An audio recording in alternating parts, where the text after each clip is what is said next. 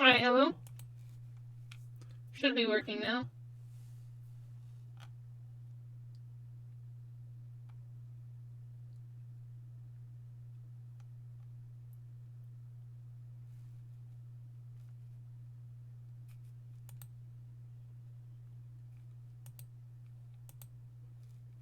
Alright, cool.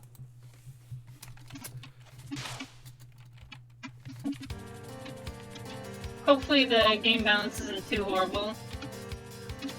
If it's too loud, just like if I'm too quiet and the game is too loud, just tell me. So this part is pretty standard. Pretty much everybody I've seen does this the exact same way. Just this beginning part here. You essentially just go up and down to drag those first bullets away from you. This section actually differs quite a bit depending on what character you're playing. If I was fast enough, I can actually kill them before they even get on screen, but I'm a little reactionary right now. Or I'm just kinda not thinking too far ahead, just trying to focus on what I'm doing, so I'm not able to get on it quick enough.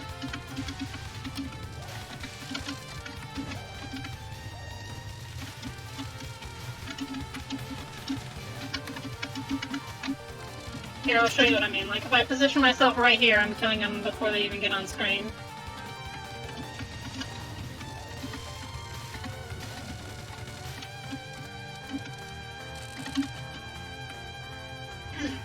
This mid-boss actually used to give me more trouble than the boss itself.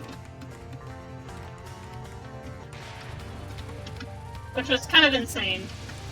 Like, this move, for instance, I couldn't even figure out how you were supposed to... Well, speaking of dodging it. But I couldn't even figure out how you were supposed to dodge it at first.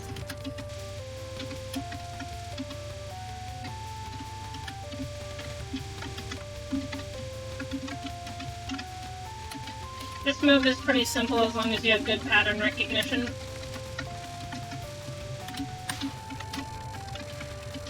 This one, I'm pretty sure is impossible to do unless you, like, cheat. And I'm gonna show you what I mean. You've probably seen me do it. If you set up in this exact... Okay, well, I screwed it up. But if you set up in this exact specific way, then you can just inch along the bottom and everything will completely miss you. I'm pretty sure the only way that you can actually dodge it. 1 second.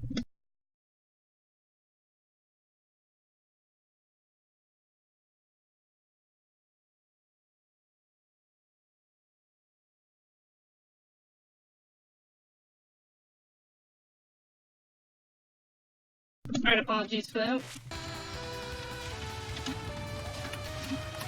Hopefully this run won't go any more horribly. Because so far it has not been the best.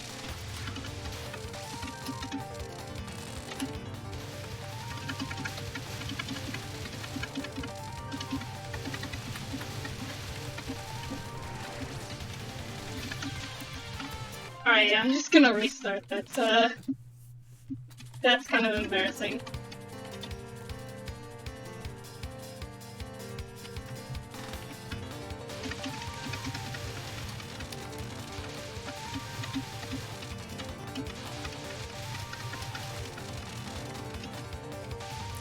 The reason I specifically chose this character for the extra stage was because of the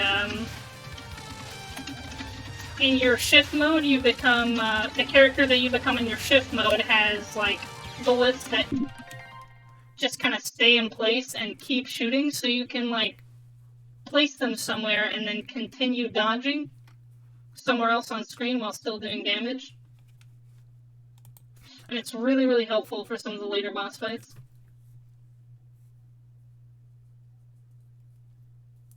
Oh yeah, Lee, some of the attacks you have to, like, tell yourself over and over again, just focus, because you'll get mesmerized by the pattern. Like, there's one specifically I'll point out when I get to it. that I've died too many times, not because I failed to actually dodge it, but because I just get like, ooh, pretty patterns, and then I get destroyed.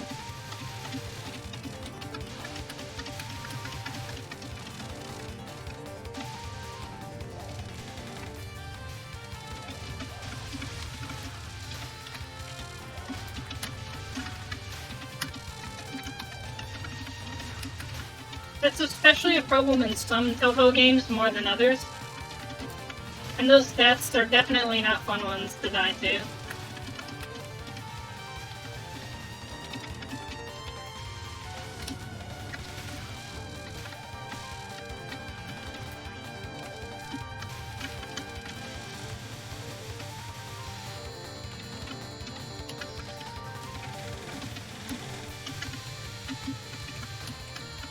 Oh, I actually almost screwed that up.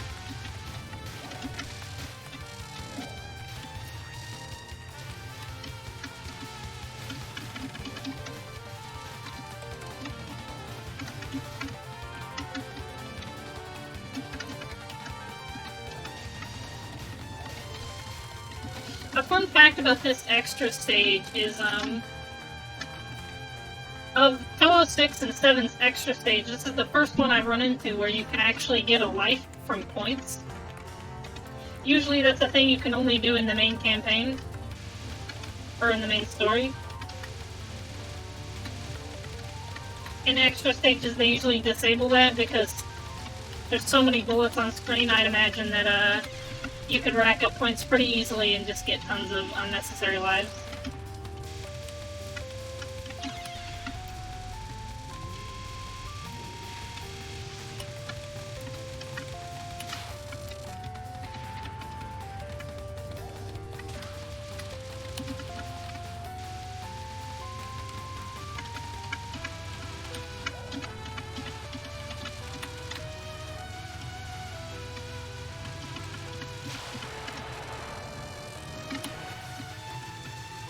The bad thing about playing as these characters, they're called Scarlet Team, by the way. But the bad thing about playing Scarlet Team is that while their normal attacks are really, really good, their spell cards are, like, totally useless for the extra stage, because the only really good one you have is Killing Doll on Sakia's end, and the main thing that you would use it for, which would be clearing enemies and clearing bullets off the screen, you can't use it for just because of the nature of the spell card. And an extra stage where the boss doesn't take any damage from spell cards.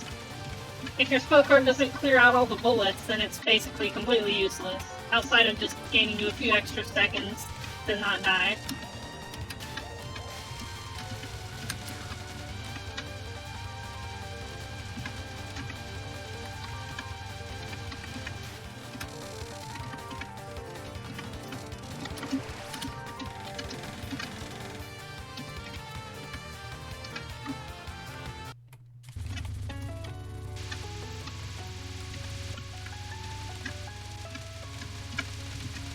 So this girl's whole thing, her name is Mokou, and her whole thing is that she drank an elixir that was supposed to make yokai, which are like basically demons, like not age ever, so they just live forever and they don't die of old age. But since she's a human, instead of being immune from old age, she became immune from disease, and she literally could not die. So if anything, like, destroyed her body, she could just create a new one at will. And so her whole thing is that even though she's, like, just a human and not all that powerful, she's lived for so long that she's just learned, like, tons of stuff.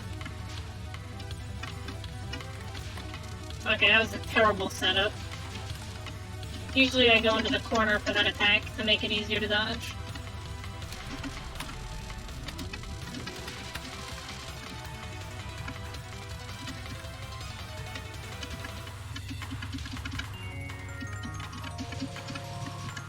Luckily, it seems we got out the easy way. I didn't have to waste too many spell cards on it.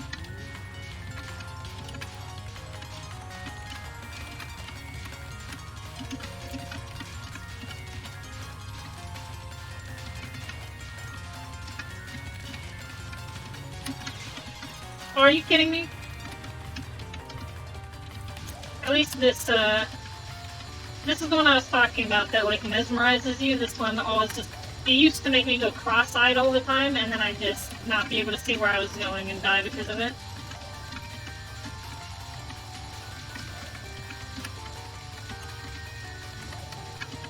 But as long as you just focus on your character, it's not too bad.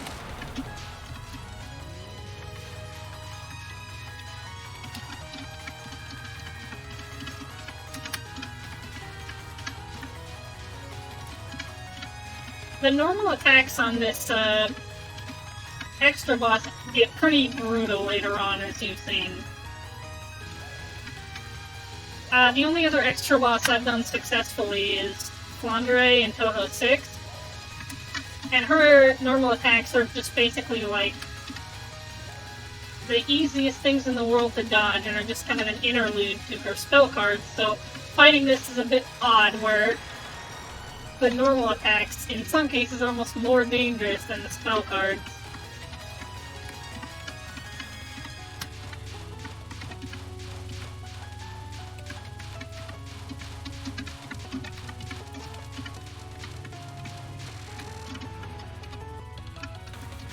This attack is kind of odd. It took me a while to figure it out, but essentially you won't get hit by the lasers as long as you're moving in the same direction as them.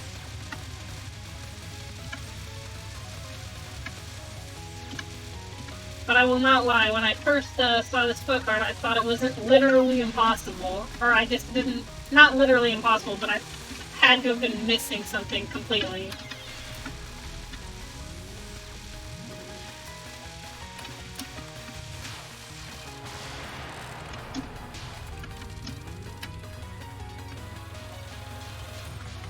Alright, here's where the normal attacks start getting kind of insane. This one isn't too bad, but after it just becomes variations of that, but faster. This is probably her deadliest attack right here, honestly. There's no, like, tricks you can do, really, to make it easier. You just kind of have to dodge through it and hope your Danmaku skills are good enough. Which mine aren't, apparently.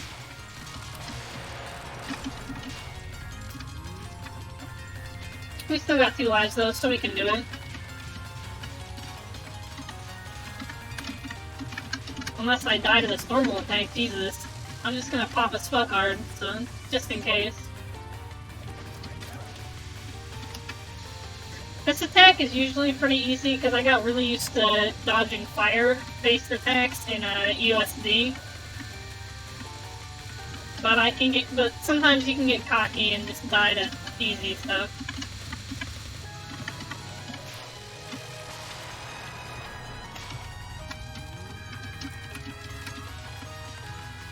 Alright, yeah. This is the last normal attack, and as you can see,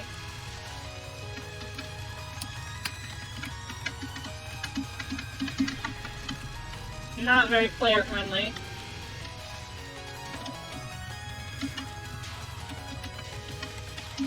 Oh, whoops, I didn't even know she set off her first bomb already.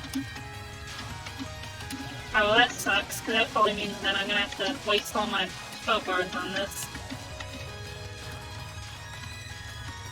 The sucky thing about dying on this attack is the difficulty of it is really heavily dependent on how quickly you can end it.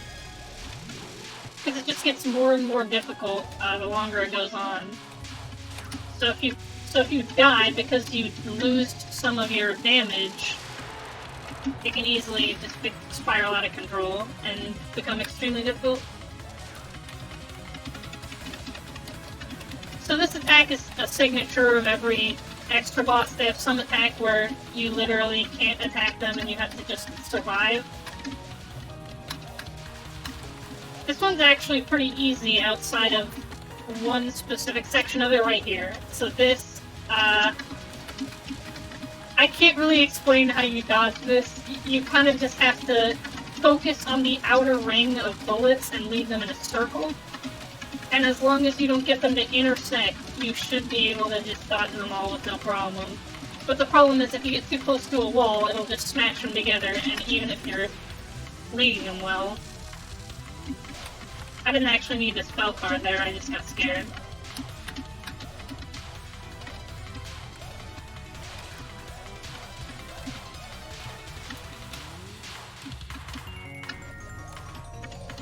Alright, here's the last little bit of this.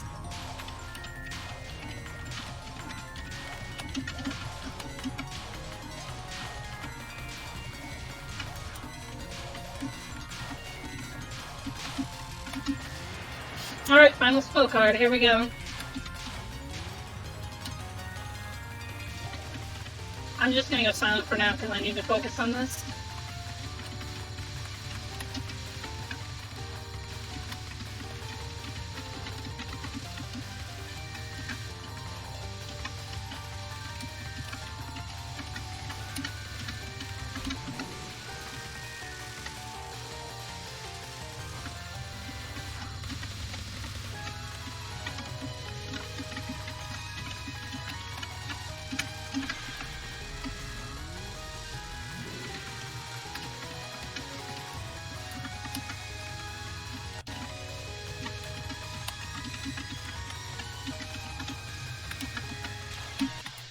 Damn it, I got myself stuck between those two.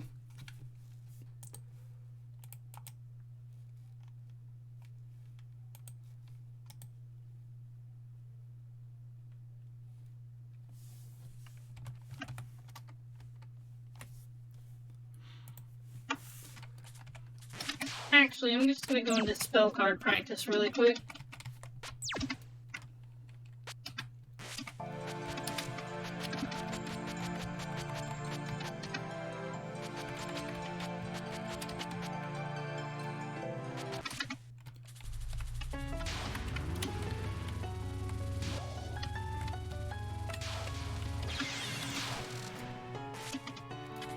So normally the way you'd set this up, if I wasn't really slow, is you go to the side of her, and then you can lead these bullets up here. And as long as you're keeping constant damage on her... I almost pretty screwed myself right there by accident. But this attack is literally all about how well you can lead her bullets. But you can only leave them for so long, and if you run out of space to go, then you're dead, so you have to end it as quickly as you can.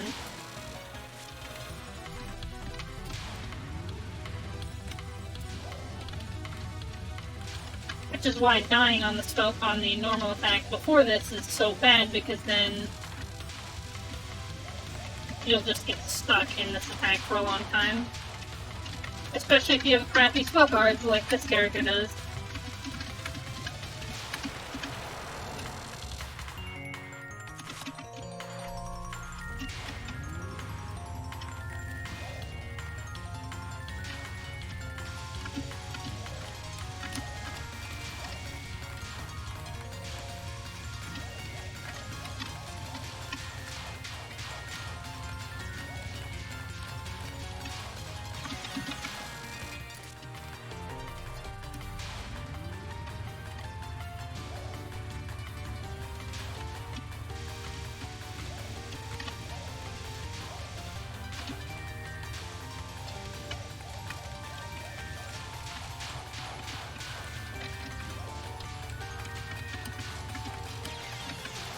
Oh, I almost did that right.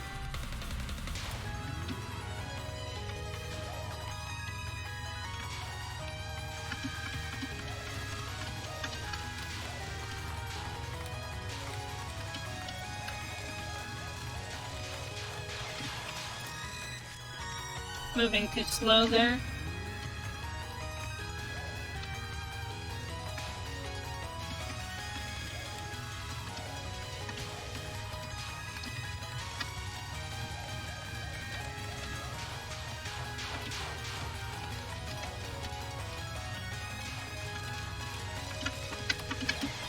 Ah, crap.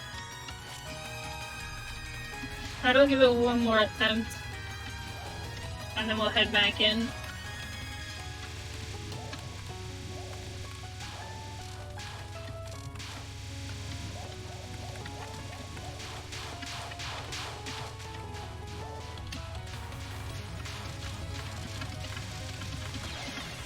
Oh, what? I got hit by literally the last one.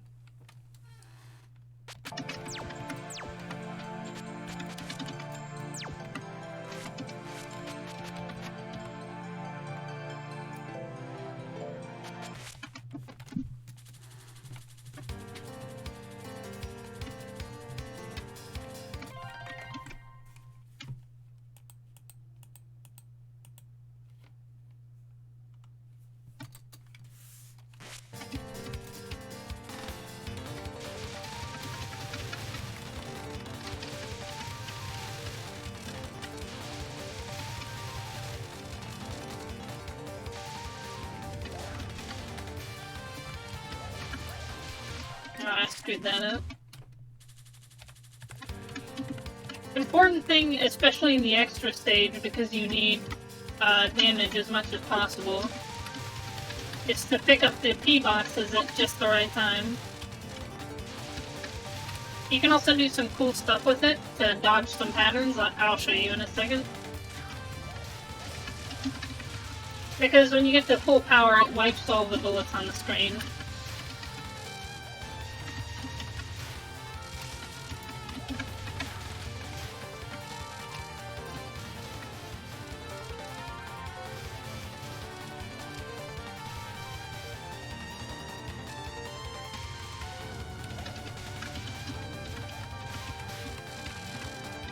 Alright, now watch this. So, I'll let these guys spawn and do their whole shebang, and then I'm just gonna go to full power and it instantly wipes their attack.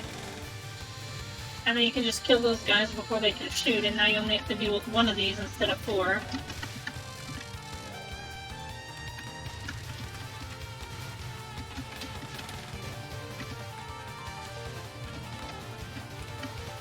That was something that was very important in the Touhou 6 extra stage, was timing when you actually hit full power at just the right moment. Because especially in the beginning of that extra stage, there's a lot of just stupidly ridiculous patterns that you have to dodge.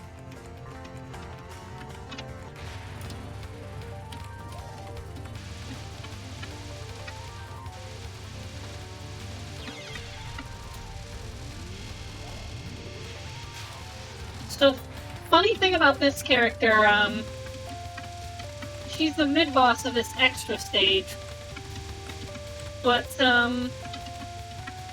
in Touhou 6, the mid-boss of that extra stage, Patchouli, I had so much trouble with her in story mode. She would literally just kill me, like, every single time. She was legit harder than the final boss of Touhou 6, and I screwed that up, but... And it was almost the same thing with Kaine here. In the story mode for Touhou 8, she was one of the most difficult roadblocks. Not quite harder than the final boss, but is the same kind of deal.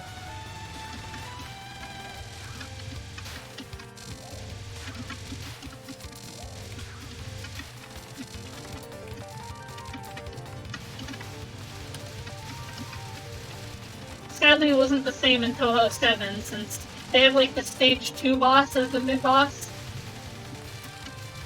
And the stage 2 boss is piss easy, so...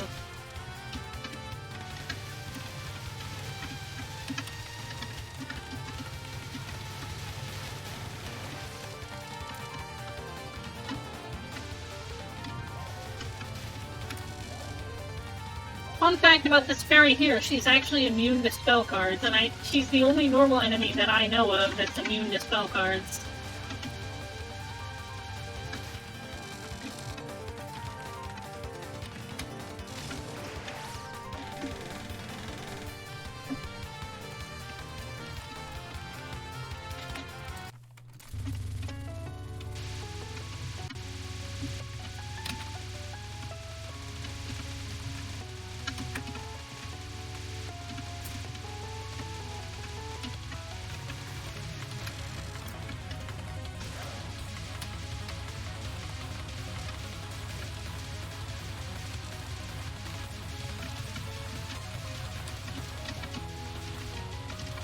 This attack always gives me anxiety, even though I think I've only died to it like twice ever. because right towards the end, sometimes if you aren't doing quite enough damage, all the red knives will just like point straight towards you and just home in on you, and it just kind of freaks me out a little bit. Reminds me of Sakuya's fight in Touhou 6. You would literally just like screw up because you would freak out when she just turn all the knives to you and you just...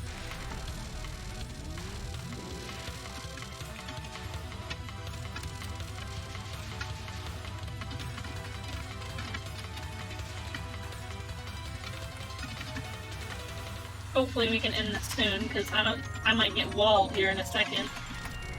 Yeah.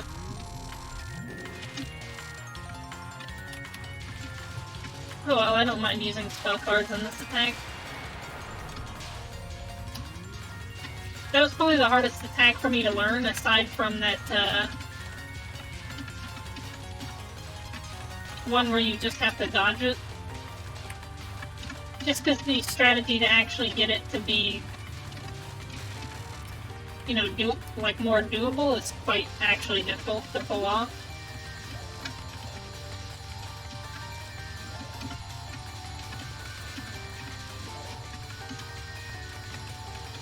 It's one of the more unique patterns too, so I hadn't come across anything like it. Because I've been playing these games in order.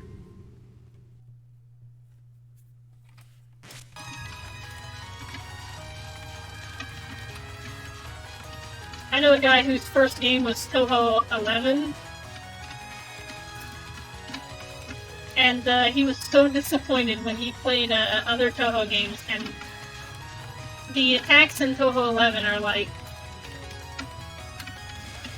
meant to look stupidly hard to dodge, but are not actually that hard to dodge. And so, by comparison, when you play like other games, the attacks look super easy.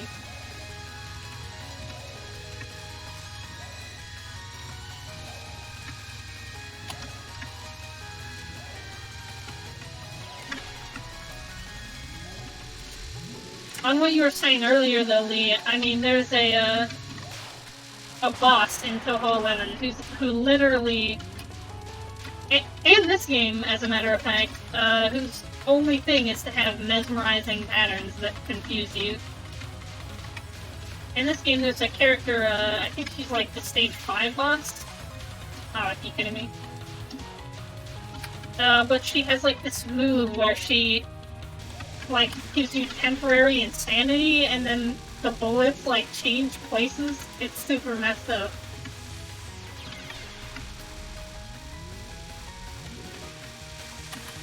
Oh man, this is kind of embarrassing.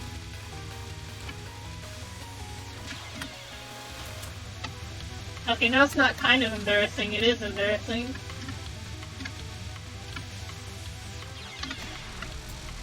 Oh my god. Lost my rhythm and I can't get it back.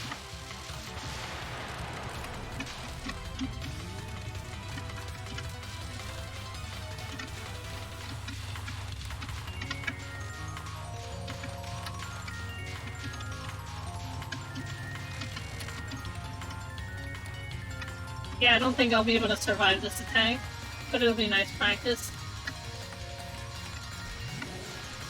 Oh, I didn't even have to use a spell card there.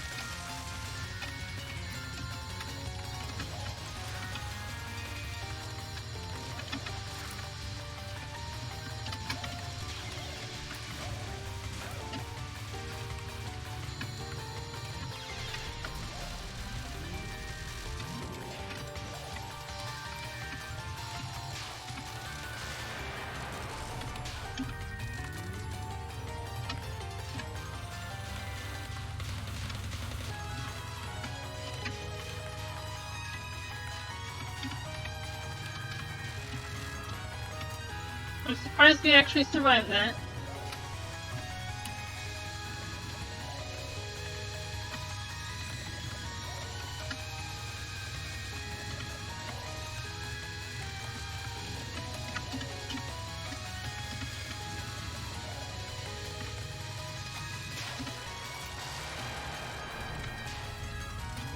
Alright, here we go. Last normal attack. I don't think I've ever... Oh my god. I was gonna say, I don't think I've ever actually done that without either dying or using a spell card on it. It's just so ridiculous.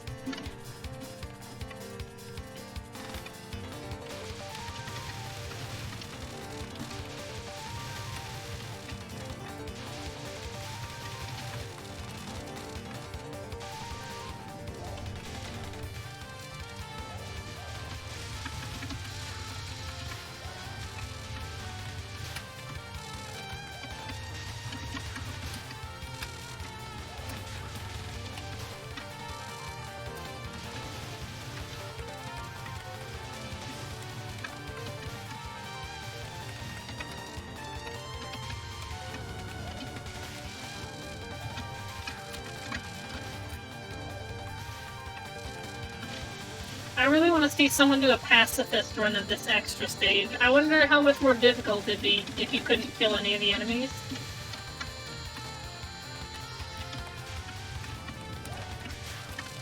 Just because, especially in this extra stage, though in all of them I guess this is true, like, killing enemies is so important. Like, at what times you kill them, and you have to, like, set stuff up to kill certain things at certain times, just to make patterns easier for yourself.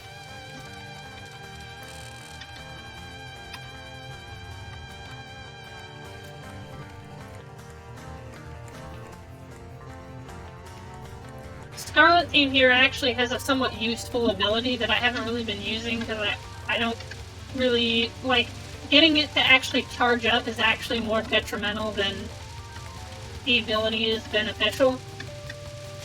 But they have this kind of interesting ability, where if you have, like, your yokai mode charged up and switch to Sakuya, she'll actually slow down the bullets so you can dodge them a little bit easier.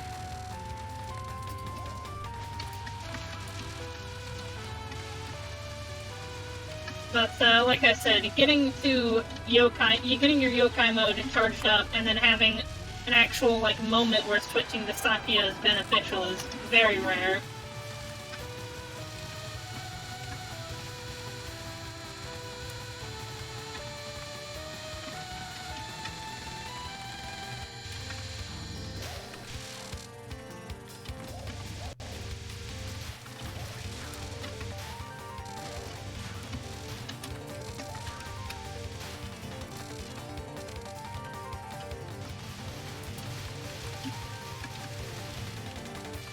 I actually used to be better at dodging this section of the extra stage when I didn't know what I was doing, and I was just testing the waters.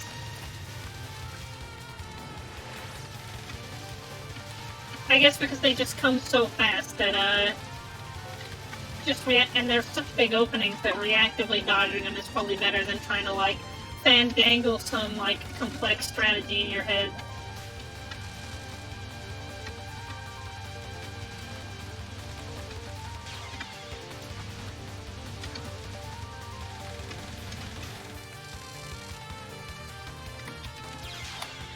Are you kidding me?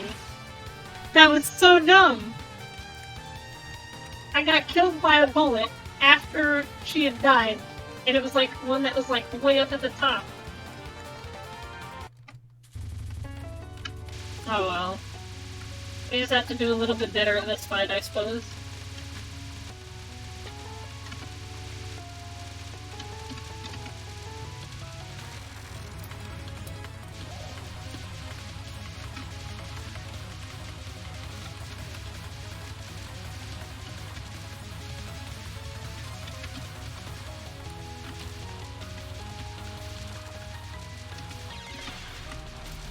I guess we're not gonna do better this fight.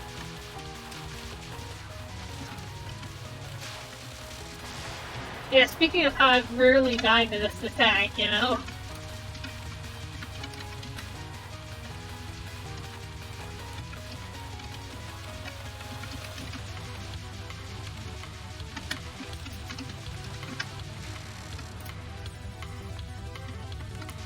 Oh, what am I doing? almost didn't set that up correctly. So the way this attack actually works is those little phoenix things leave behind a trail of bullets that then, like, congregate together.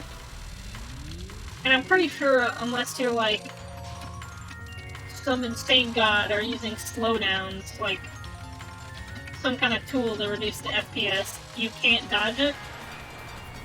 So you have to dodge in the areas where the phoenix isn't, where there's no flight path.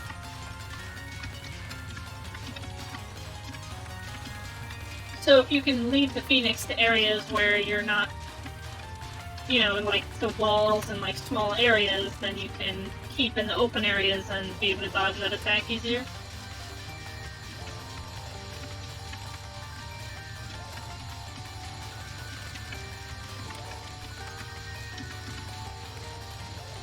Funny thing about practicing this extra stage too is her Phoenix apparatus is supposed to like count as a hitbox for all bullets, so you can hit her when she's using a spell card, even if you're not really aiming directly at her. But in practice mode, that's a little bit broken on some spell cards, and you'll still have to hit her, even though she has her apparatus up. So you actually have to, like, do better than your... So, like, the practice stage, in some ways, is actually harder than the normal stage.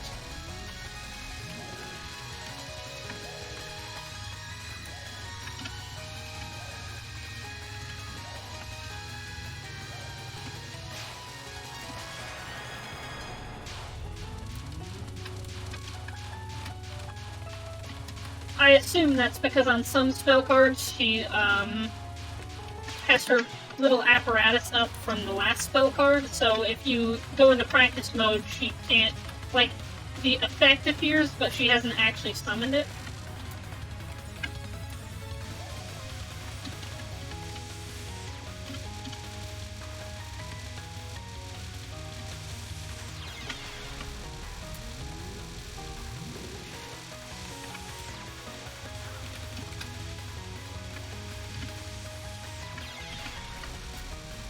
I don't know why we're suddenly terrible at this.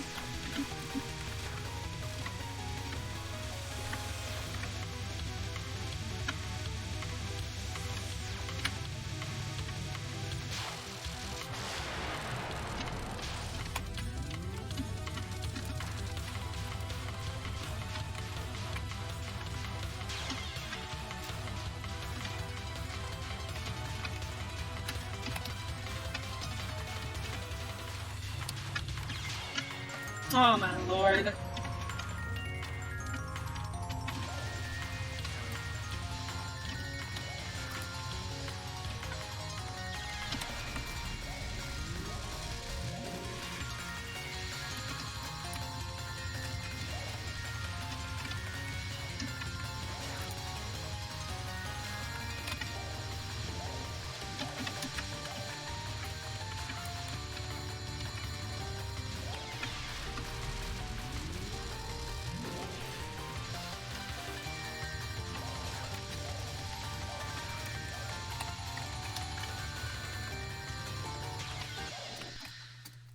Okay, that didn't happen. That entire run. Let's just erase that.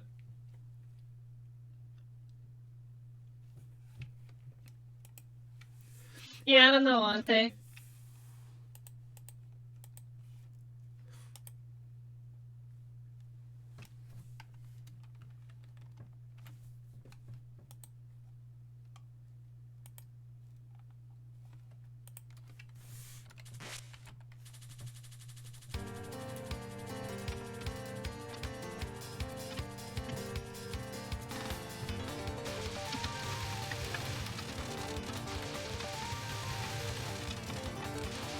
Alright, I might give it a couple more attempts.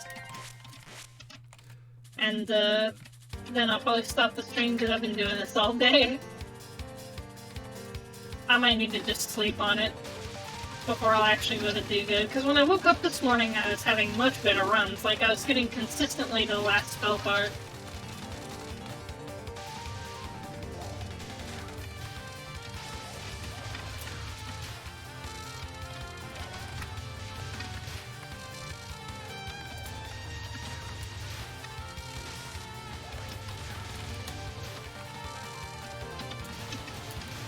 The sucky thing about the last spell card for this extra boss is every time I get to it, my heart starts beating really, really fast.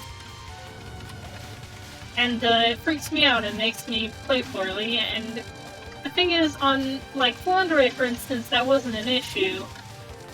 Because her last spell card was easy as shit, so even though I was playing poorly, I could at least still do it. So Mokou's spell card is, like, actually really difficult, her last one. So what I'm hoping to do is to just get it, like, survive with enough spell cards left that I can just kind of cheese it.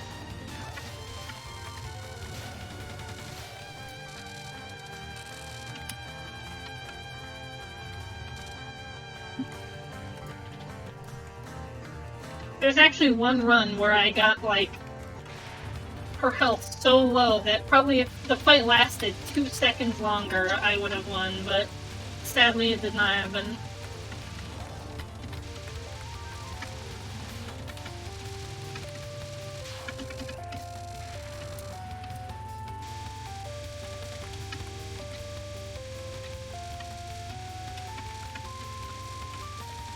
I also had another run where I didn't die once, and I only used one spell card on the extra stage, like the stage before the boss, so that was pretty nice.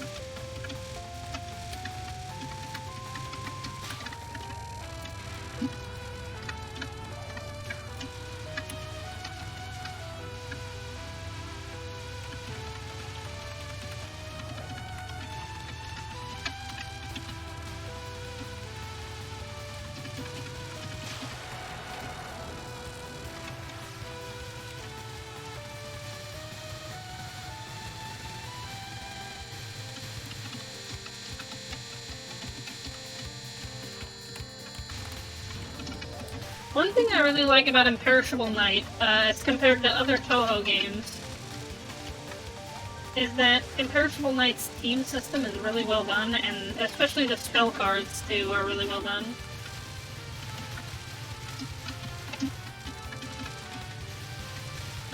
What I mean by that is, like, in Touhou 6, there was only one, your character could only use one spell card. You didn't really have a choice. You could only use the one. And then Touhou 7 expanded upon that by having each character be able to use 2 spell cards, which was pretty cool, but at the same time it was like, one of them was usually terrible and the other one was like amazing.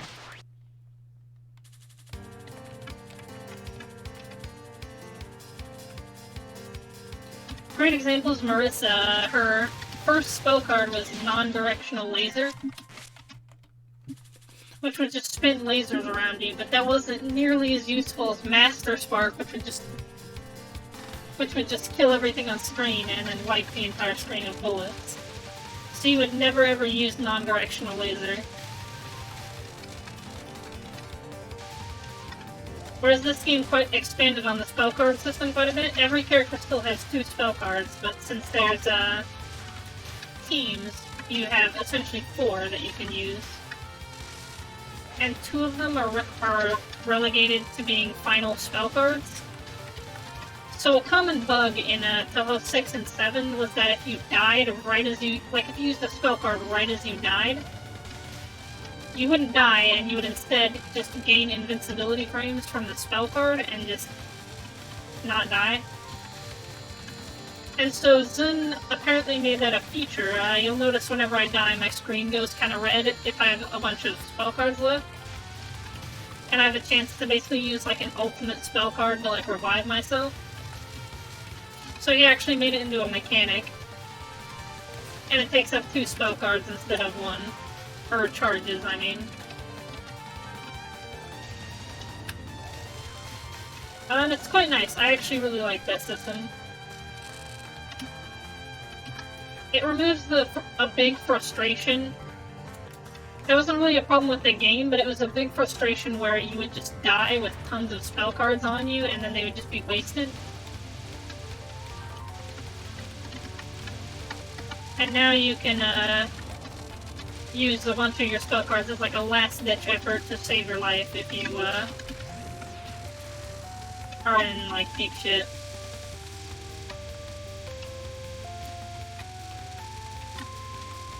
Also, if you die with a bunch of spell cards on you, you'll be able to pick up, like, a spell card off the stuff that you drop.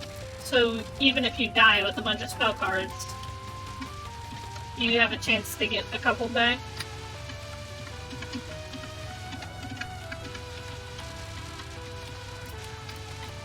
And I actually really like it. It made the campaign a lot easier, to go through, because Touhou 6, this campaign at some moments made me want to, like, actually, like...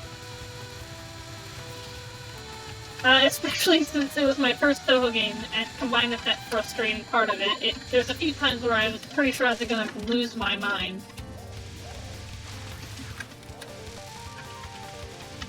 Especially on stage 4, because they're like these book enemies that cover, like, the entire area in bullets. So you can't even really see what's going on. I was pretty sure I was just gonna, like... I don't know. It was just not good. Luckily, this game wasn't nearly as frustrating. One, because I was better at Touhou in general, and two, because of that spell card thing I mentioned. It made dying feel less like a, oh damn, I just lost, like, all my stuff, to, oh, I died, and now I have to get better, you know?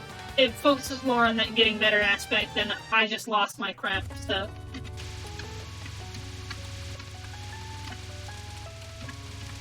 It's kind of similar to what,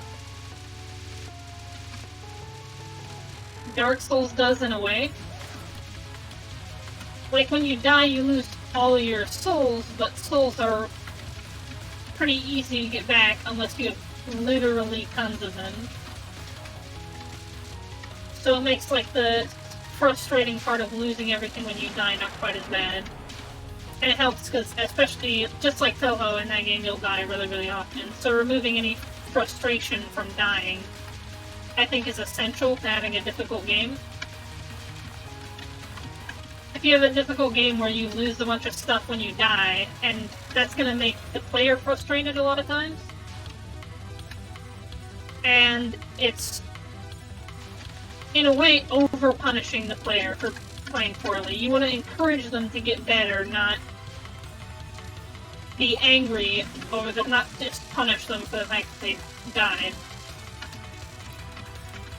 And I think it's why a lot of people bash difficult games. I haven't played Sekiro, but that might be why Sekiro has been getting a lot of flack for being as difficult as it is, whereas Dark Souls didn't. But like I said, I haven't played Sekiro, so I don't know if its death system works like that, but I'll have to see.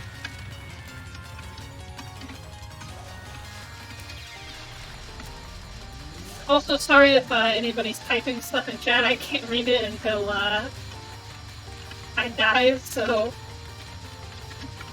But I'll be sure to get to it as soon as possible.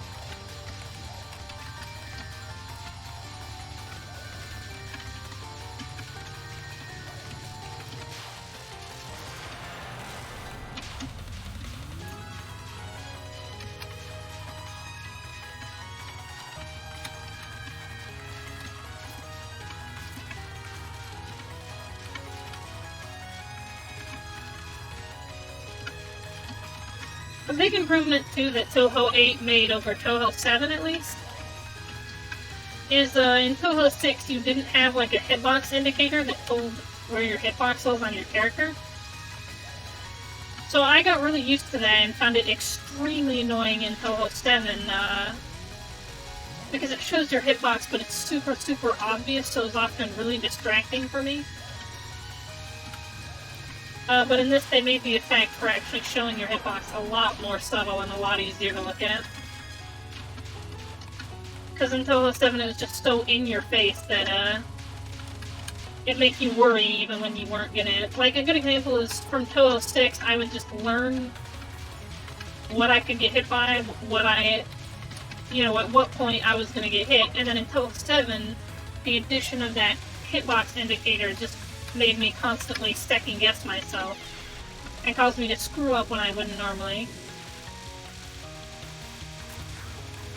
And I also think it would probably make, I would think at least, make new players focus too much on where their character is, rather than what's coming at them.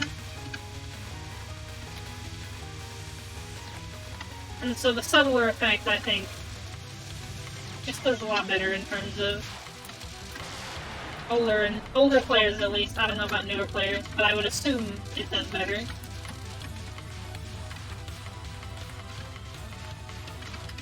Because I think, like, the most important thing to learn for Touhou newcomers is, don't look at your character, look at what's coming at you. Because you use your peripherals to dodge. Because otherwise you would just never be able to dodge anything, because using your peripherals to dodge the bullets doesn't really work, because you won't be able to recognize the patterns as easily.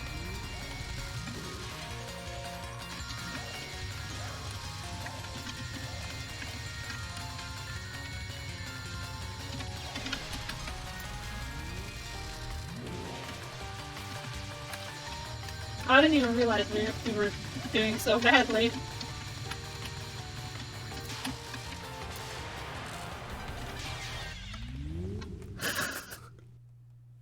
That was dumb.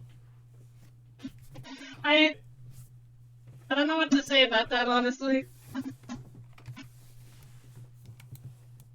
I think that's actually the first time that I've died to running into somebody that wasn't on purpose.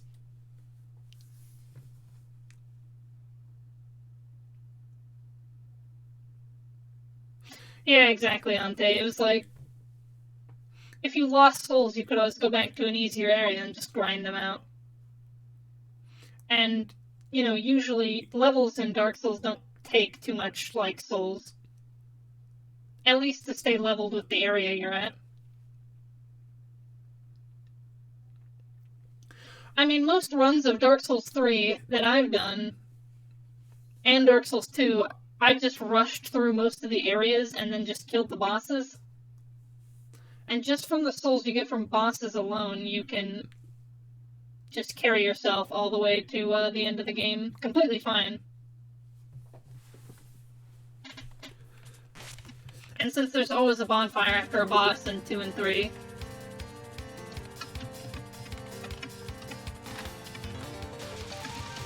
That was a major flaw with Dark Souls 1, I feel. I know a lot of people, really like the bonfire placement in Dark Souls 1, but while I agree it added a lot of tension to the normal game, like just wandering around and exploring, it really made the parts where you had to, like, fight a boss or go to, like, a story-important area really, really shitty. Because you would just go through some area where you just get tons of souls, and you would basically either have to backtrack to get to a bonfire, or you would have to,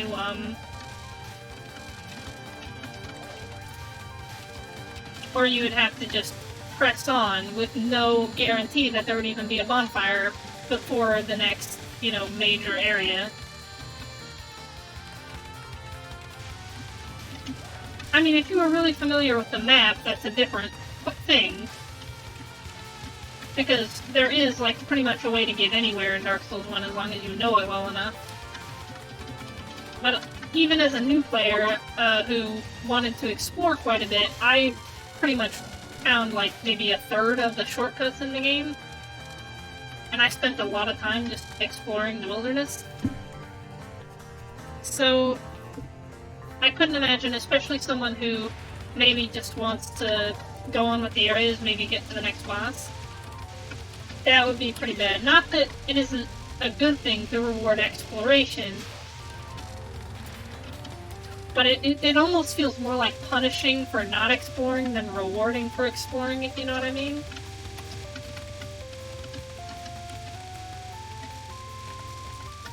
Dark Souls 2, I think, was quite a bit better with its bonfire placement, because you had one pretty much after every major boss, but they weren't, like, super close together or in super predictable areas. So there's still some element of searching for a bonfire, you know? Whereas in 3, I feel like they kind of butchered it because there's just a bonfire in, like, the place where you'd expect it, you know what I mean? Like, there's always a bonfire in an obvious spot at the beginning of the area, and then there's always a bonfire at the end, usually, at the boss. There's very, very few hidden bonfires. The only one I can think of is the one up at Pontiff, and, I'm pretty sure there's one other one. I want to say in, like, the Fair and Keep kind of area, but I might be wrong.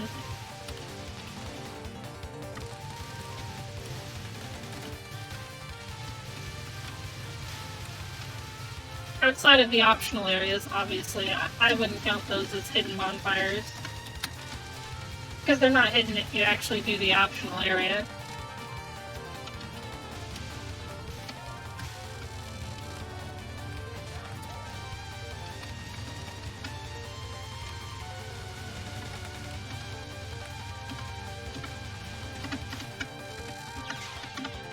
Aw, I thought we were gonna get past that without dying.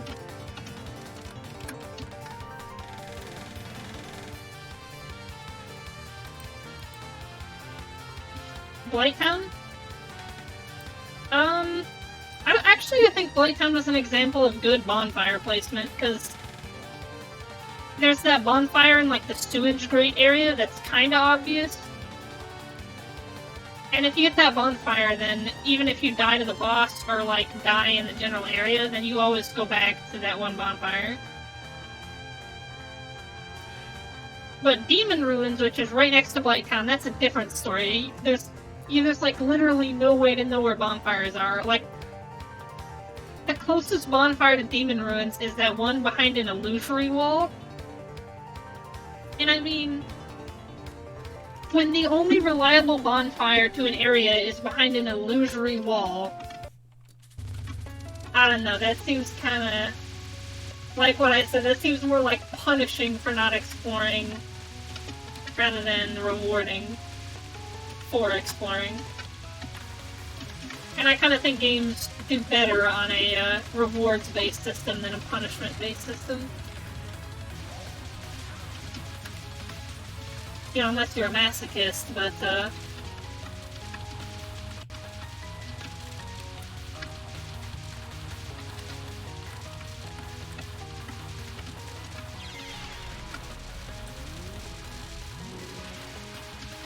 I mean, if there are any of you out there that have played Touhou, you're a masochist, so I don't think you guys would mind having a game that was terribly frustrating.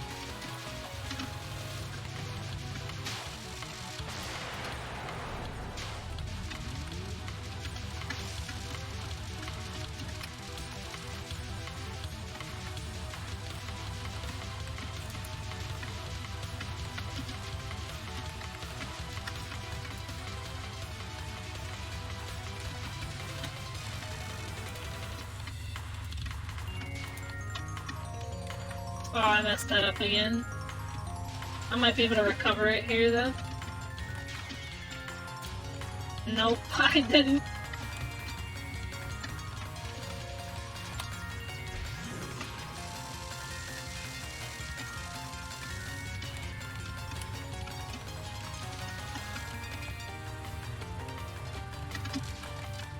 I kinda wish they'd used Scarlet Maestro as Remelia's, spell card instead of the one that they use now.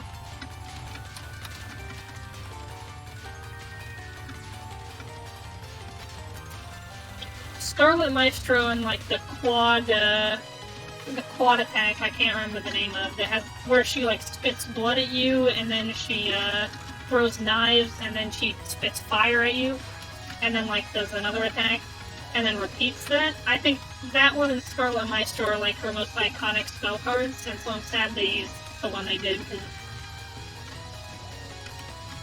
I don't even actually remember if she used it in Touhou 6 or not.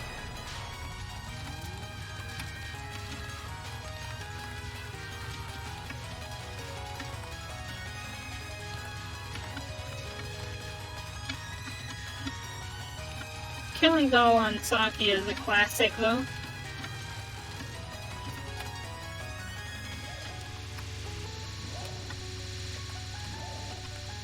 Although it's a bit odd we haven't seen her signature spell card outside of when she was a boss.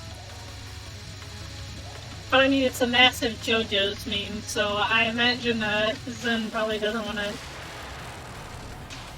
have a character's signature move be just a massive reference to JoJo, or anything, really.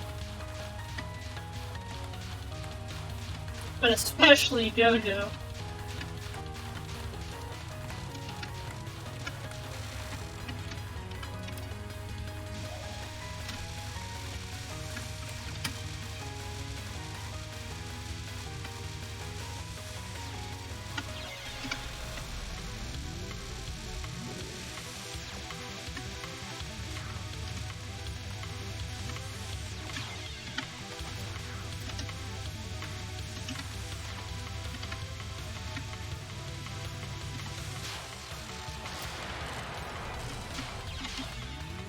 Oh, are you kidding me? That happened again.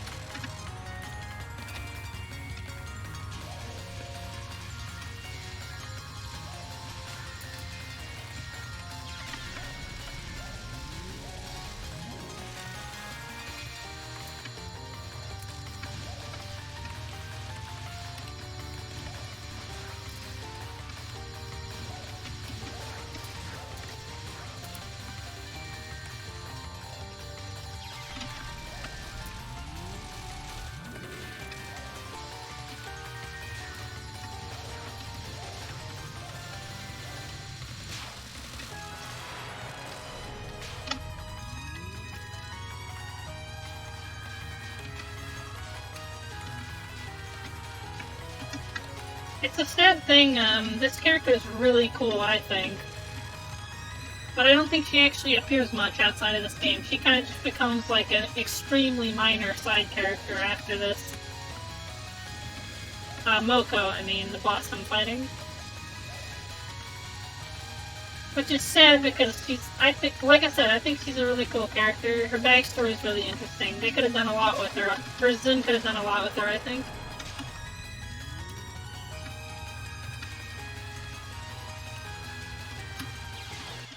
Although I guess that's the fate of most extra bosses. Yukari is the only extra boss I can think of that actually became like a actual thing. Like Flandre is only mentioned in passing nowadays.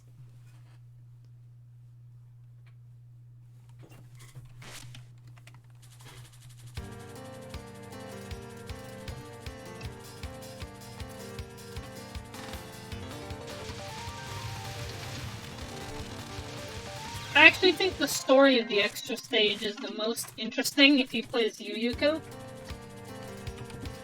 Because she's like a part of, or not a part of, but she actually knows about the legend of the elixir that Mokou drank that made her immortal. And there's like an extra part to it that I won't spoil if any of you ever decide to play it. But it's kind of interesting. It makes the encounter a lot more memorable, and there's a lot more like backstory and interesting stuff.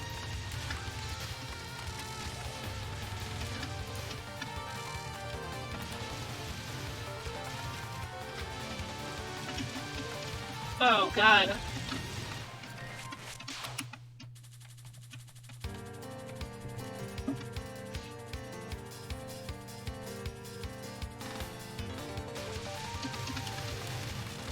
The story of these games is actually really good, but to be honest, the fan anime Fantasy Kaleidoscope that covers the events of these games sometimes it completely changes the meaning of some events, mainly in how it gets the characters. Marissa specifically is done really strangely in Fantasy Kaleidoscope. Because in the actual game, she's kind of a bitch. She just kind of insults people and jokes around about you know, just dumb things. Whereas in Fantasy Kaleidoscope and in some fan works I've seen, she's more of a happy-go-lucky character. And maybe that's like a character development that she goes through later on. But, you know, if you're making like a fan anime of the events of a game where one character is a certain way, I don't know why you would make them like they are later in the series.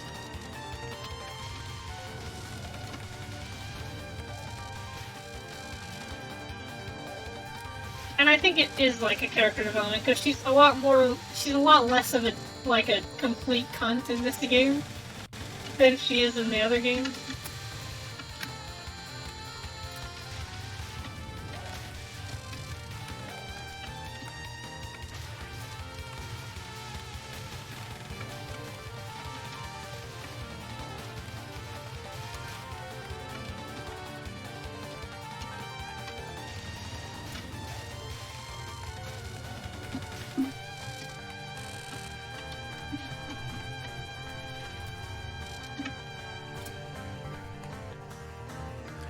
Kaine too, she's an interesting character. She's like a werewolf kind of, or were something, I can't remember. But under like the full moon, she turns into like a beast.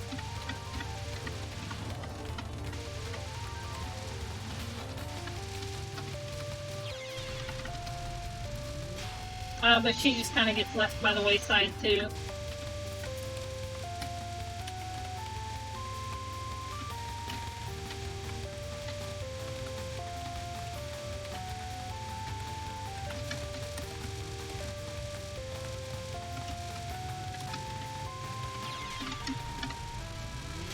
Damn it.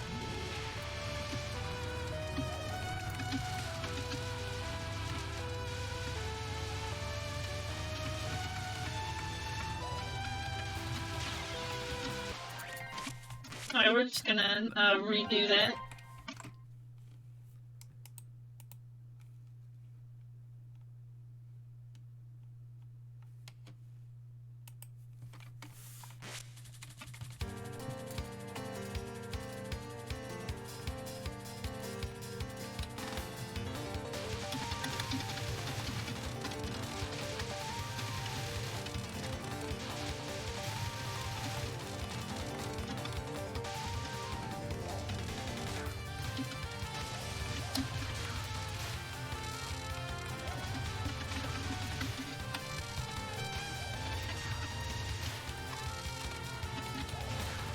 But yeah, Touhou made an overall pretty good game. I really enjoyed it.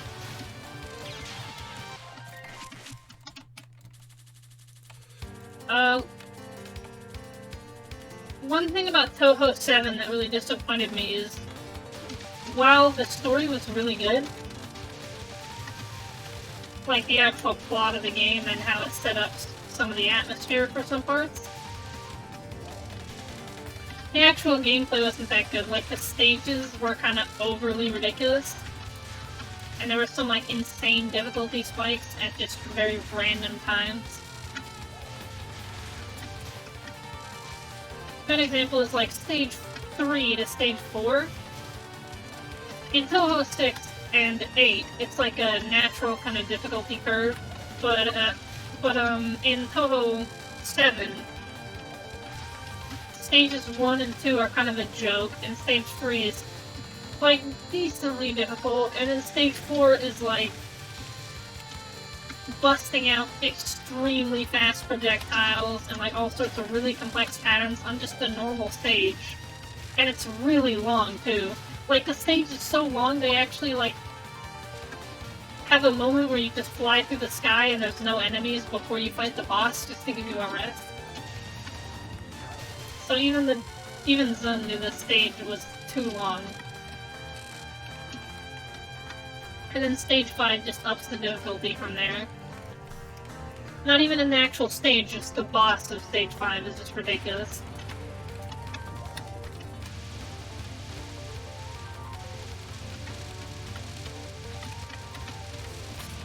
And like a lot of the enemies in a lot of the bosses in Touhou 7 too, like, pull mechanics just completely out of nowhere on you. In Touhou 6 especially, they did a good job of, introducing you to mechanics, so you encounter knife projectiles and kind of get the hitbox of them and how they work before you ever fight Sakuya, whose main thing is knives.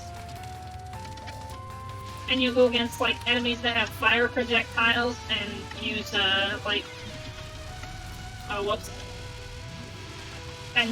big bubbles. So that when you fight Romelia, she also uses fire and big bubbles, but you've already encountered those on, like, a small-scale version. So that when you encounter Romelia and she has, like, the souped-up version, then you can actually, like, apply what you already know. Whereas in Touhou 7, the stage 5 boss, Yomu, pulls out, like, this slow time, like, teleporting bullet thing that is never seen before that. So, when you encounter it, you basically just die every time without fail, and then it doesn't feel fair.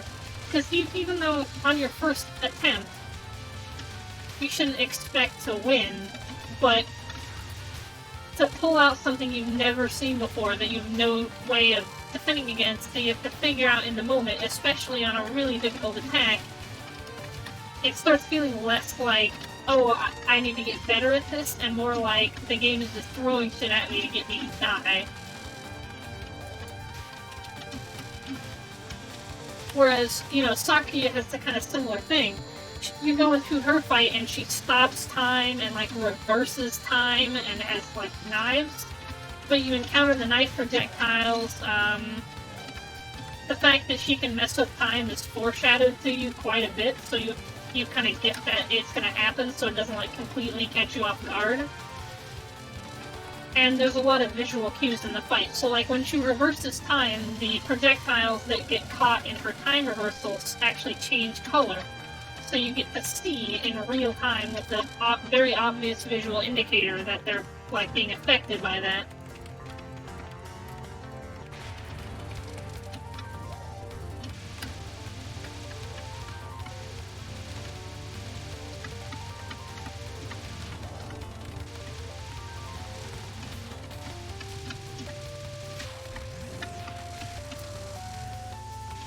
I didn't need to use a spell card there.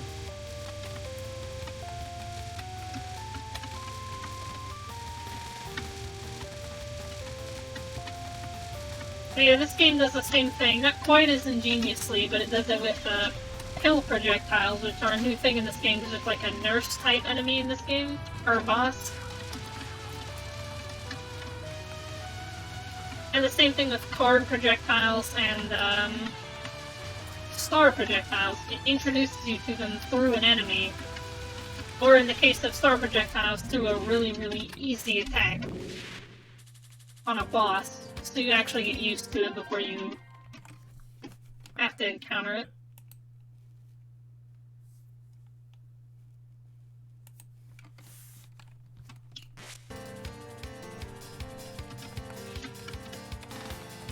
I think that's one of the reasons why difficult games are so good when they get it right. Because making a difficult game that's fun takes a lot of craftsmanship, and I think that shows in the game, as well as the way its difficulty is set up.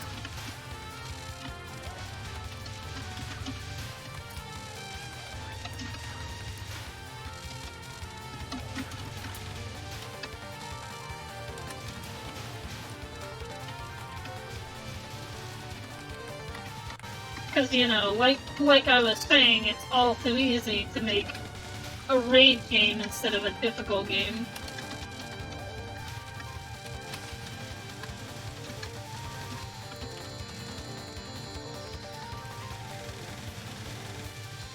And I think shoot-em-ups and Mokou games get a bad rap for that, to be honest, because there's a lot of them, I think, which are just frustrating. And it gives them, I think, a bad name as, like, some, like, crazy thing that, you know, you could only do if you were super dedicated. Whereas, not really, you know, if you play one that's well designed, then it's not, like, ridiculous. You can get the hang of it and have a lot of fun, actually. And that's one of the reasons I like Touhou so much, is because it's designed to be accessible and it's designed to be smartly designed, while still being difficult.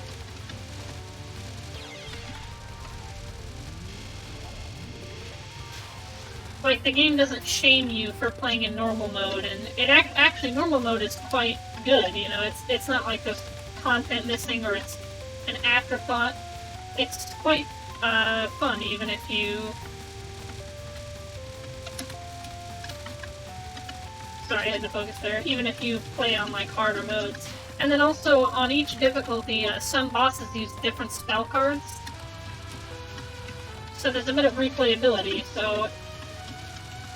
If you've been playing a game for, like, a Touhou game for a long time in, like, normal difficulty and decide, alright, well, I think I'm good enough to step up to hard, and you take up that challenge, you won't just be fighting versions of the spell, like the spell cards you've done before, just with more bullets.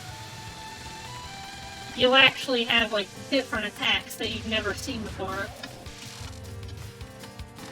And I think it's a lot what prevents, like, higher difficulties like Extra, Lunatic, and Hard from being, like, just stupid. Because they don't just add more bullets to attacks. They actually change to be more difficult in their design rather than just tacked on difficulty. And so I think a lot of people would like, you know, shoot-em-ups if they actually played a good one. But like I said, there's so many out there that are just needlessly difficult, or just poorly designed in general.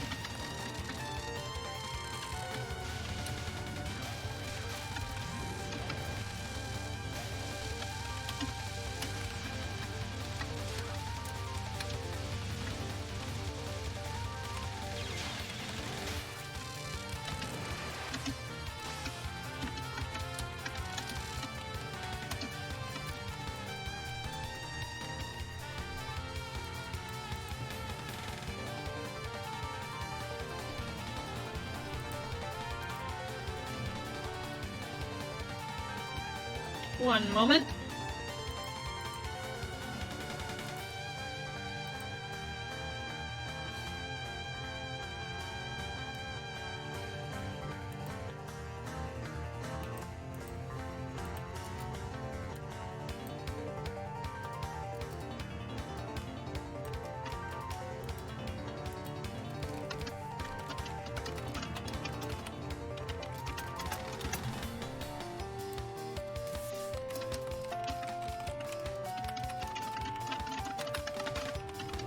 Alright, apologies for that.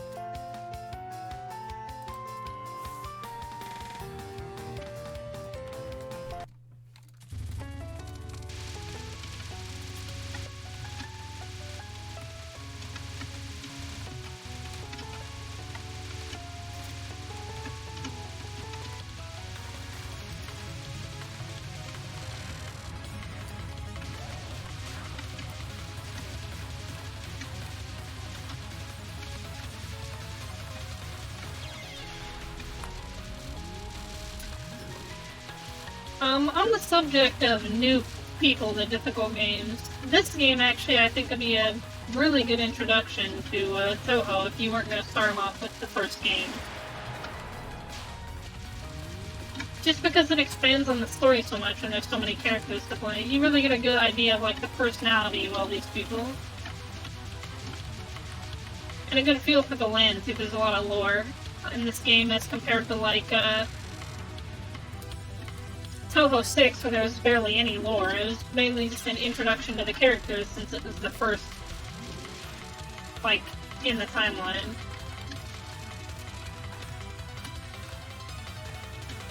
Whereas, and then Touhou 7, there's so much world building.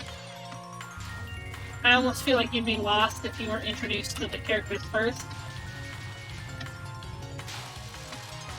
But Touhou 8 has a good medium, happy medium. And it's also just an easy game to get into. Mechanics are simple to understand, and like I said, there's not that kind of frustrating spell card mechanic.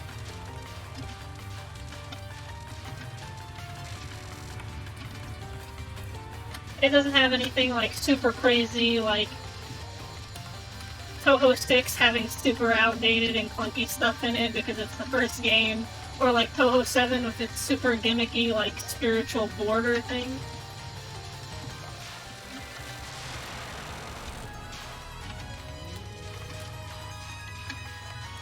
Oh yeah, and it's also, the balance is also good. You don't have, stuff like in Touhou 7 where one of the characters, I won't name which one, is so powerful that you might as well be playing on like one difficulty lower when you play her.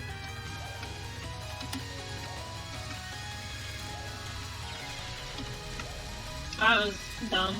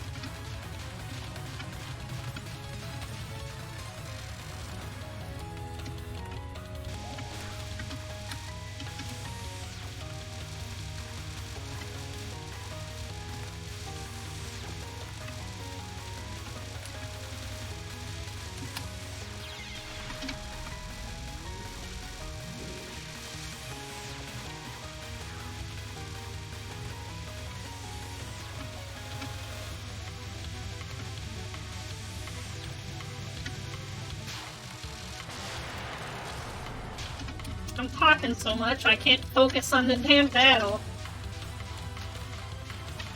That's fine, though.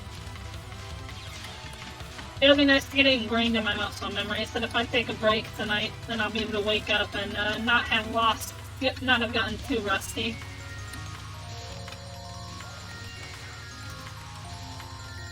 Just due to the nature of this game, sometimes you can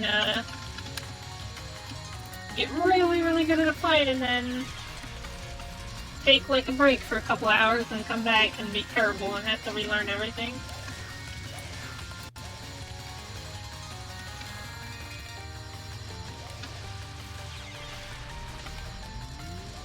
Reminds me of playing the piano, actually. It's very similar. Practicing is fun until you've practiced a few times and then you go back to it and you're like significantly worse. You know, like after taking a break.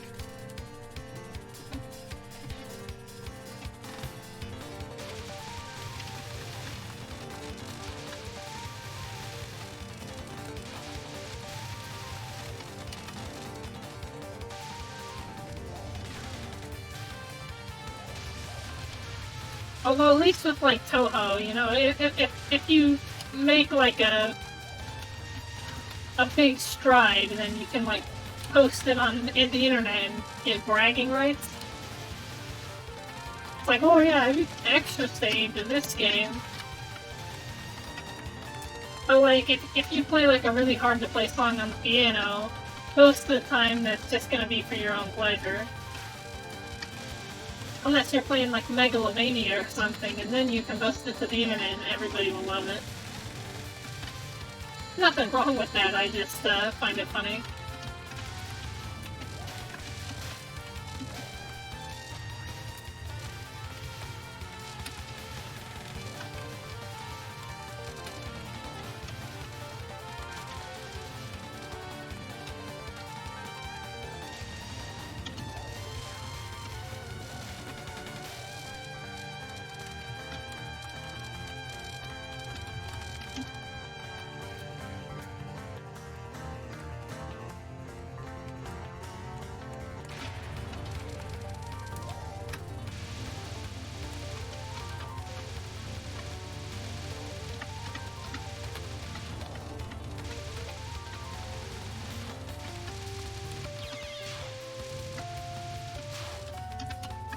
I don't know how to feel about that.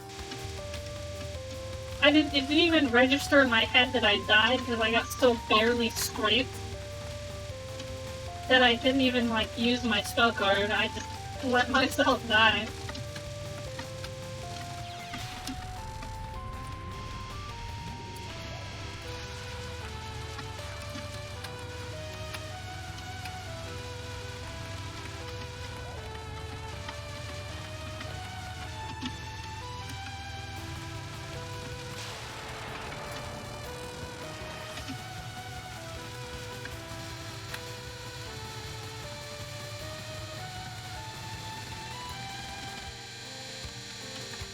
This part always freaks me out just because the sound of the bullets coming at you is like a constant reminder of how many projectiles that could just end your run or just flying towards you.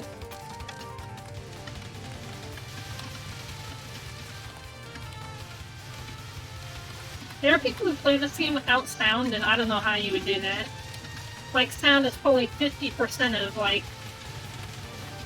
learning the sound cues, at least for me, is like 50% of actually learning the stage. So if I were to like mute the game, then I just would fail miserably.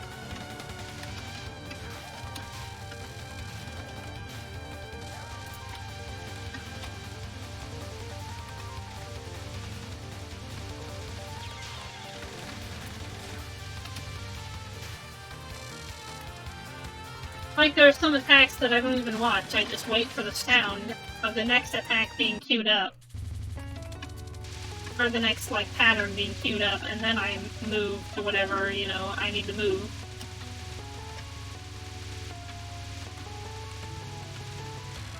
And also, you wouldn't know when you're hitting the enemy. I mean, you would know visually, because at the bottom. But the sound of you hitting the person wouldn't be there.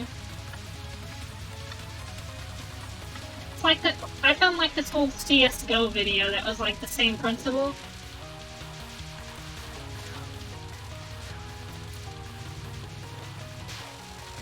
It was like, it was something like this. It wasn't exactly this, but it was something like, oh yeah, whether or not you should use a silencer on this weapon, or like which sniper rifle you should use, is due to, like, or no, it's Team Fortress, not CS. But it was like, for sniper, you should choose whichever sniper rifle, the sound that you like the most. Because the sound will actually help you aim and, like, help you get kills. And I thought that was really interesting. I think that's, like, truer than people might originally assume, just how much sound is a factor in how well you do.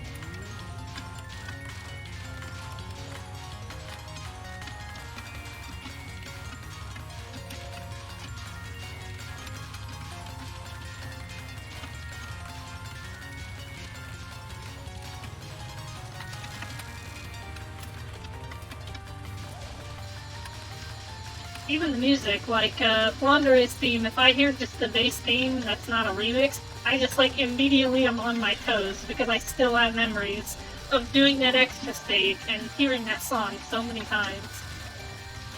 So, like, every time I hear it, like, all the spell cards, like, flash in my head, and I'm like, alright, this is how I have to dodge it, just, like, subconsciously in the back of my mind. So I legit don't know if I could even do, like, this fight, for instance, if I didn't hear the music. Because I just wouldn't have it all queued up in my head in the same way.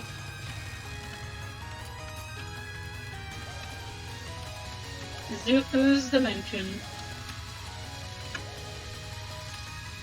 There's actually a cheese strat you can do for this spell card. But I find it's easier to just not do it, because setting up the cheese strat is, in my opinion, harder than actually just dodging the spell card itself.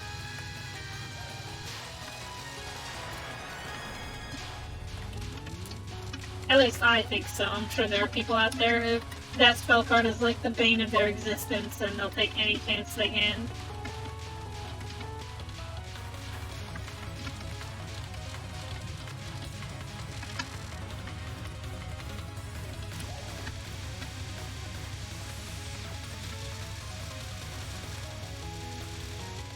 This attack is actually deceptive, so it looks like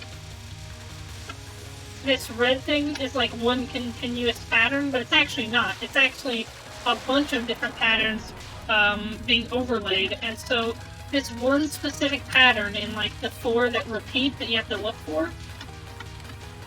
And basically whenever you see it approaching your character, you just move right or left, depending on which side the laser is on, and you'll like live every single time. The hard part of that is paying attention to the right pattern out of the 4, because if you misnomer to the wrong one, you'll put yourself in just a situation that isn't as ideal, depending on which one you lock onto.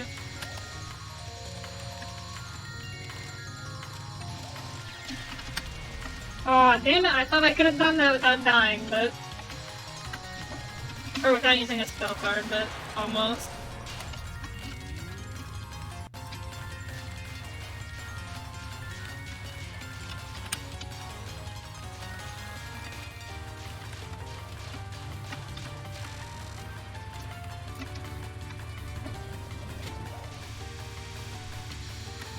I used to be really scared of fire projectiles.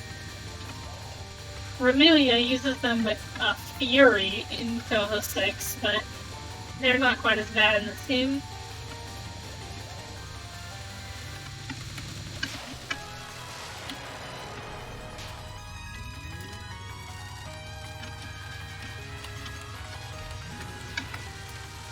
Oh yeah, screw this. I'm just gonna spell card and hope that I don't get murdered.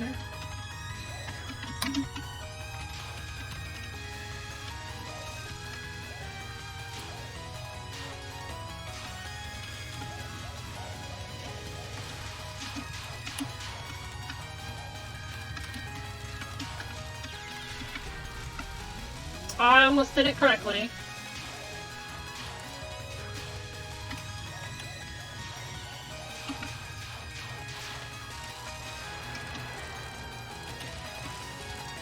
Alright, here we go. I'm gonna go quiet for now, just so that I can focus.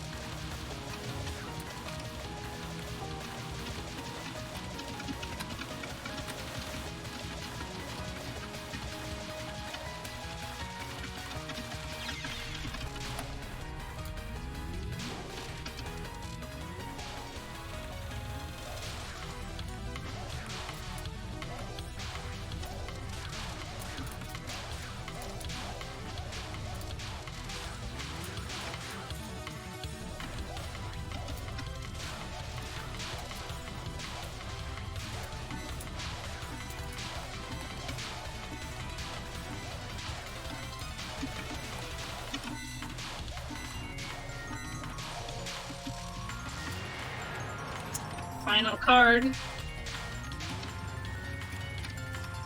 Alright, doll.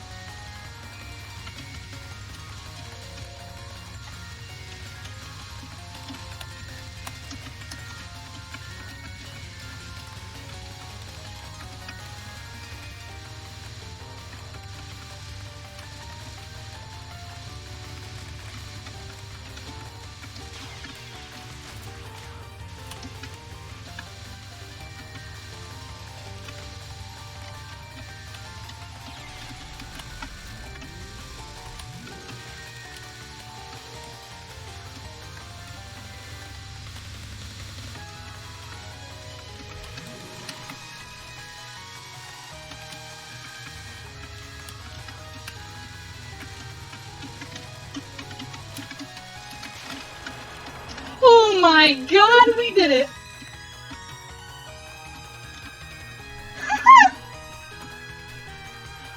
I did not think I was gonna make it! Holy shit!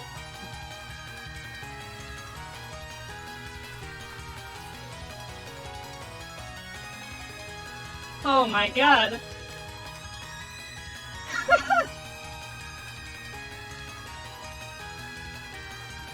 Got this bomb-ass music still playing in the background.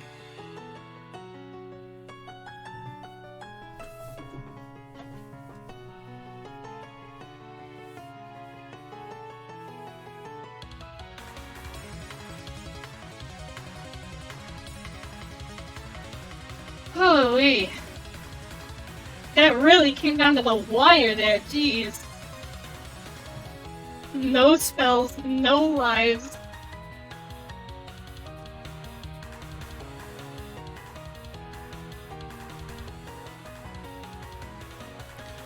Oh, what a time. I'll check chat in a minute, I'm sorry. Just relaxing my hands right now. And enjoying the story, actually.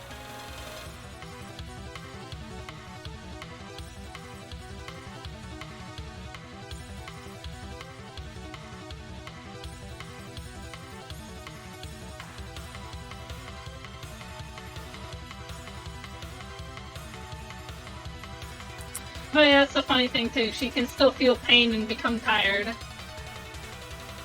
But she can't die.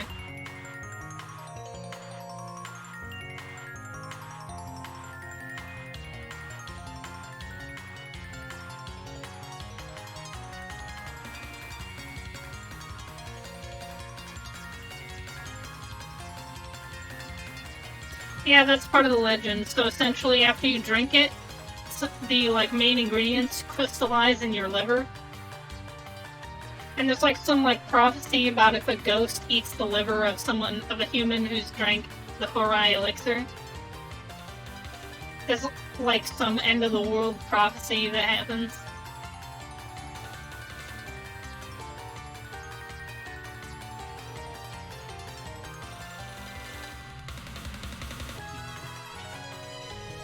I wonder if they'll ever revisit it in a Touhou game. I know they rarely, admittedly, revisit some plot threads from old games. Like Touhou 15 revisits some plot threads from this game, I know. But I'm pretty sure there's no liver eating, cannibalism.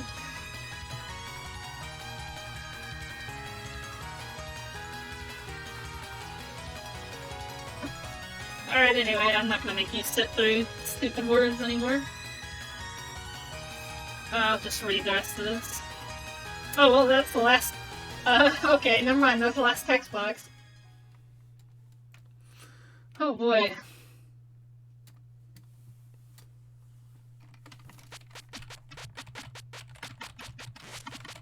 And of course we want to save our score.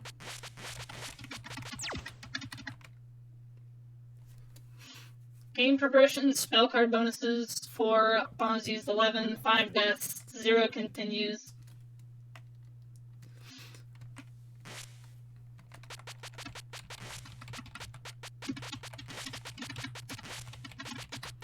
And we'll save a replay so I can make a nice compact video for YouTube.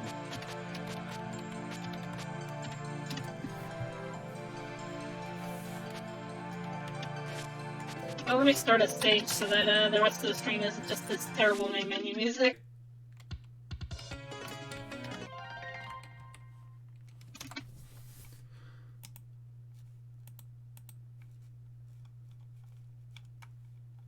Oh, thanks, Digital Milkshake.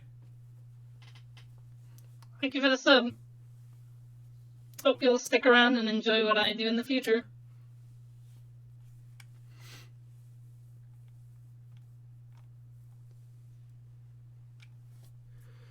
I think I'm gonna end the stream there, though. I mean, there's nothing left to do. I was hoping... Well, I was thinking we were gonna end with horrible failure, but... actually ended up accomplishing something, so that's surprisingly, a nice surprise. So, thank you, everybody, for tuning in and helping me with this, little test stream. And, yeah, I hope you'll have a good night or good day, depending on wherever time zone you're in. And I'll see you later.